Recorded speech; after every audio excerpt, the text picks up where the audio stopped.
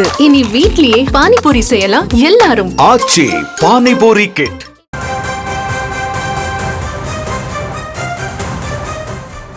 நேற்றைய தினம் தமிழகத்தில் பொது பட்ஜெட்டானது தாக்கல் செய்யப்பட்டது. இதில் பல்வேறு எதிர்பார்ப்புகள் இருந்தது. அந்த வகையில் அரசு ஊழியர்கள் தாங்கள் எதிர்பார்த்த எந்த கோரிக்கைகளும் அதில் நிறைவேற்றப்படவில்லை, எந்த அறிவிப்புகளும் வெளியாகவில்லை. ஒரு ஏமாற்றும் வேலையாக இருக்கிறது.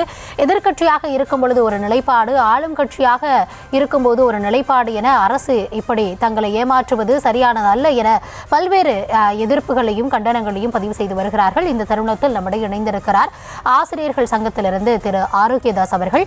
வணக்கம் திரு ஆரோக்கியதாஸ், நீங்களும் இந்த அறிவிப்புகள் தொடர்பாக பார்த்திருப்பீங்க.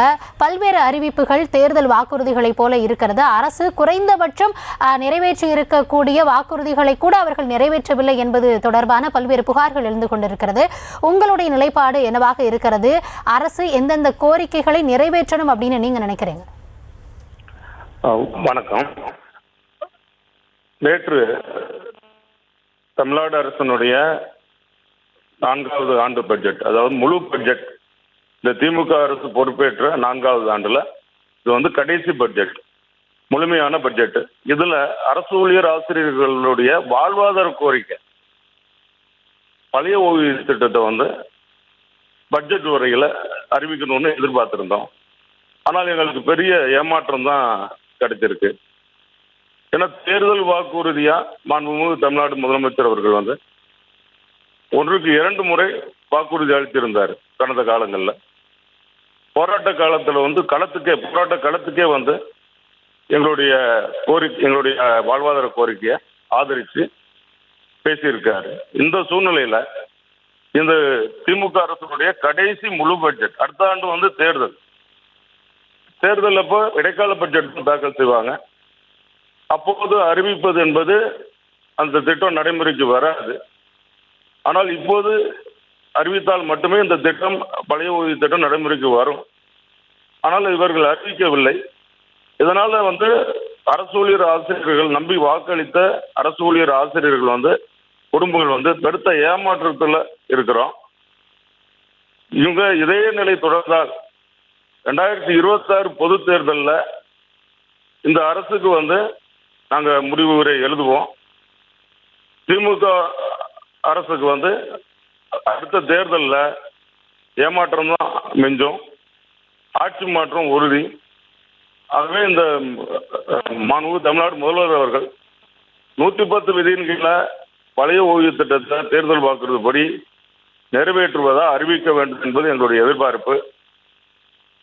பல ஆயிரம் கோடி ரூபாய் பல்வேறு திட்டங்களுக்கு செலவு பண்றாங்க. ஆனால் அரசு ஊழியர் ஆசிரியர்கள் தான் இந்த திட்டங்களை நிறைவேற்றுவாங்க. அவங்க தான் மக்கள்கிட்ட எடுத்து கொண்டு போய் போறவங்க. அந்த அரசனுடைய பணிகளை மக்கள்கிட்ட கொண்டு போய் சேர்க்கிறவங்க.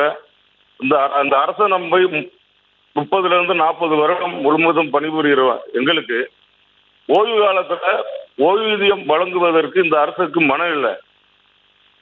மத்திய அரசினுடைய திட்டங்களை எல்லாம் எதிர்க்கிற இந்த அரசு, ஆனால் ஓய்வூதிய திட்டத்தில் அந்த மத்திய அரசோட இணைந்து போய்கிட்டு இருக்கு. சொன்ன தேர்தல் வாக்குறுதியை தான் நாங்கள் நிறைவேற்றணும்னு நாங்கள் கேட்டுட்டு இருக்கோம். ஆகவே மாண்புமிகு தமிழ்நாடு முதலமைச்சர் அவர்கள் இந்த பட்ஜெட்டில் 110 விதிகளில் பழைய ஓய்வு திட்டத்தை உடனடியாக அறிவிக்கணும். ஏன்னா இந்த சிபிஎஸ் திட்டத்தில் ஓய்வு பெற்றுள்ள 40,000 ஆசிரியர் அரசு ஊழியர் குடும்பங்கள் பட்டினியில் வாடிக்கிட்டு இருக்காங்க. ஒருபுறம் மாணவர்களுக்கு நாங்கள் காலை சிற்றுண்டி வழங்குறோம் அப்படின்றத சொல்லி பெருமையா பேசிக்கிறாங்க. அதே ஆசிரியர்களுக்கு ஓய்வு பெற்ற பிறகு அவங்களுடைய முதுமையில உணவு, அவங்களுடைய 3 வேளை உணவுக்கு வழியை வகுக்க மாட்டேங்கிறாங்க. ஒரு பக்கம் மாணவர்களுக்கு உணவு அளிக்கிறோம் அப்படின்னு பெருமையா பேசுற இந்த அரசு, இந்த முதலமைச்சர் அவர்கள் அரசு ஆசிரியர்களை பட்டினியா போடுவது எந்த வகையில் நியாயம்? ஆகவே இந்த அரசு நிதி இல்லாம இல்லை, மனம் இல்லை என்பதுதான் நாங்கள் குற்றச்சாட்டை வைக்கிறோம். வருடத்திற்கு இன்றைக்கு 8,000 கோடி நிதி பங்களிப்பு ஓய்வு திட்டத்துக்கே அந்த அரசு ஒதுக்குறாங்க. நிதி 80,000 கோடி எல்ஐசியில் கொண்டு மொத்தமாக முதலீடு போட்டுட்டு இப்போ அந்த நிதியிலிருந்து அவங்க செட்டில்மெண்ட் கொடுத்துட்டு இருக்காங்க. அதனால இந்த அரசு கிட்ட பணம் இல்லை அப்படிங்கிறதெல்லாம் சும்மா ஏமாற்று வேலை. இந்த பொது பட்ஜெட் மிகப்பெரிய ஏமாற்றத்தை அளிக்குது. விரைவில் 110 விருதியின் கீழே இந்த அரசு தேர்தல் வாக்குறுதியை பழைய ஓய்வு திட்டத்தை நிறைவேற்றணும்னு சொல்லி வலியுறுத்தி கேட்டுக்கிறோம். இந்த தருணத்தில் இணைப்பில் உங்களுடைய கருத்துக்களை பகிர்ந்துள்ளமைக்கு நன்றி திரு ஆரோக்கியதாஸ். தொடர்ச்சியாக நேற்றைய தினம் வெளியான தாக்கல் செய்யப்பட்ட பொது பட்ஜெட்டில் அரசு ஊழியர்களையும் ஆசிரியர்களையும் இந்த பட்ஜெட் ஏமாற்றி இருப்பதாகவும் இதே நிலை நீடித்தால் வரக்கூடிய தேர்தலில் ஆளும் அரசுக்கும் ஏமாற்றமே மிஞ்சும் என அவர்கள் எச்சரிக்கையை முன்வைத்திருக்கிறார்கள். அது மட்டுமல்லாது முதலமைச்சர் 110 விதியின் கீழாக உடனடியாக அறிவிப்புகளை வெளியிட வேண்டும் என்ற கோரிக்கையையும் முன்வைத்திருக்கிறார்கள்.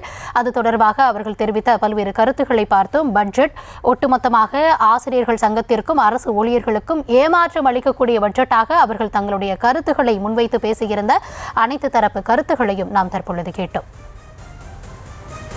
இனி வீட்லயே பானிபூரி செய்யலாம் எல்லாரும். ஆச்சி பானிபூரி கிட்.